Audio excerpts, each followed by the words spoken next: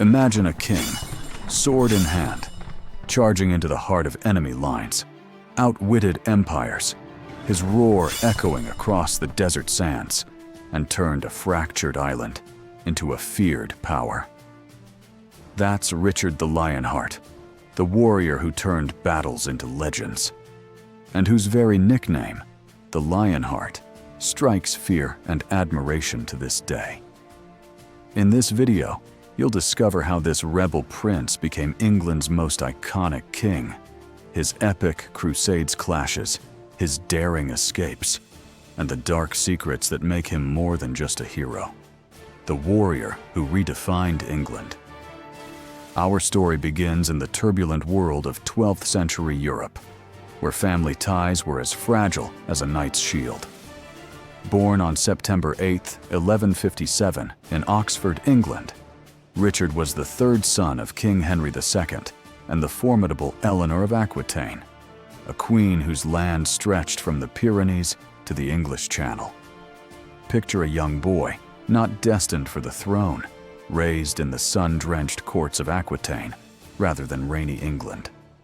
By age 16, he was already knighted and commanding armies, crushing rebellions in Poitou with a ferocity that earned him whispers of the Devil's Brood, a nickname for Henry's wild sons. But family loyalty? Forget it. In 1173, at just 15, Richard joined his brothers Henry the Young King and Geoffrey in a full-blown revolt against their father. Why? Henry II was a control freak, doling out lands like scraps. Backed by King Louis VII of France, the brothers unleashed chaos, sieges, battles, betrayal. Imagine castles burning, armies clashing in the French countryside. Henry II crushed them by 1174, forcing Richard to kneel and beg forgiveness. He got half of Aquitaine's revenues as a consolation prize, but the fire in his belly only grew hotter. Fast forward. More rebellions in 1179 and 1183, where Richard's ruthlessness shone through. He razed villages, showed no mercy to rebels, traits that would define him. When his older brothers died, Henry in 1183 from dysentery during yet another uprising, Geoffrey in 1186 from a tournament accident, Richard suddenly became heir apparent. But trust was shattered. In 1188, he allied with Philip II of France against his own father again, defeating Henry at Balance in 1189. Henry died brokenhearted, cursing his son. Richard, now 31, inherited an empire: England, Normandy, Anjou, and more. Critical moment: his coronation on September 3, 1189, at Westminster Abbey. But here's the dark twist. Anti-Jewish pogroms erupted in London, fueled by Crusade fervor and false rumors. Richard condemned them, but the violence spread to York in 1190, where 150 Jews perished, a stain on his reign from day one. Richard wasn't content ruling from a throne. His true calling. The Third Crusade ignited when Saladin captured Jerusalem in 1187. Richard took the cross that year, vowing to reclaim the Holy City. To fund it, he drained England's coffers, imposing the Saladin tithe, selling offices, even quipping he'd sell London if he could.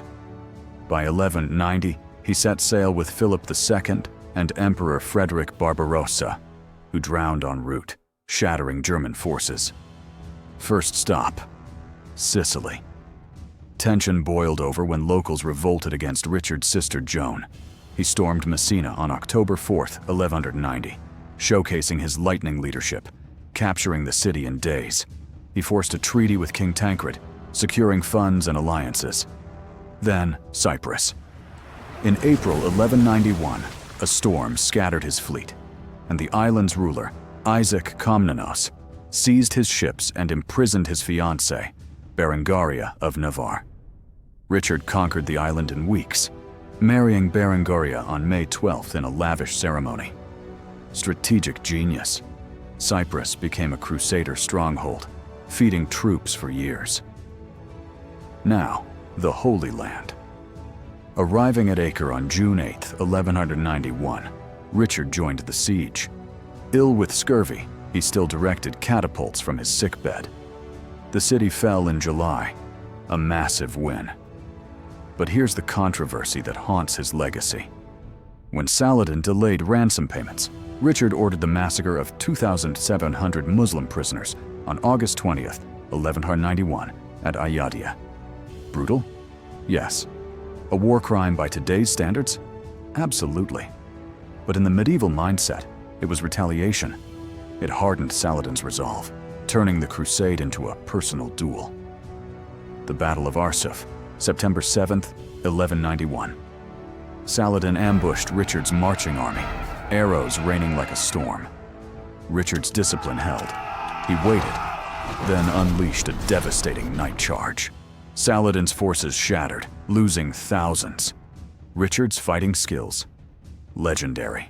A master swordsman, archer, and tactician, leading from the front, his red cross banner a beacon of terror. His leadership, inspirational. Knights followed him into hell, chanting Deus Vult. He pushed to within 12 miles of Jerusalem twice, but supply lines failed, forcing retreat. The Defense of Jaffa in 1192. Outnumbered 10-1, Richard fought like a lion. Legend says he slew enemies single-handedly, even riding out alone to challenge Saladin's army. The Sultan sent him fruit and horses in admiration. Finally, a 3-year truce on September 2nd, 1192. Christians kept the coast. Pilgrims accessed Jerusalem. Richard sailed home, but victory felt bittersweet. Exhausted but triumphant, Richard headed back in October 1192. Shipwrecked near Venice, he disguised himself, but was captured near Vienna in December by Duke Leopold V. Payback for insults during the Crusade. Handed to Emperor Henry VI, he languished in Dürnstein Castle, then trifles. Ransom? A staggering 150,000 marks, twice England's annual revenue. Eleanor rallied taxes, even melting church treasures. Legends bloomed, minstrel Blondel singing outside castles to find him. Released February 4th, 1194, Richard quipped to his captors, "The devil is loose." Back in England, he was recrowned at Winchester to erase the captivity's shame. But England, he'd barely seen it. Instead, he turned to France, where Philip II and brother John had seized Norman lands. Richard's revenge, building Chateau Gaillard, a fortress marvel costing £20,000, finished in 1198. Victories at Fredval, 1194, and Gisors, 1198, crushed Philip, reclaiming territories.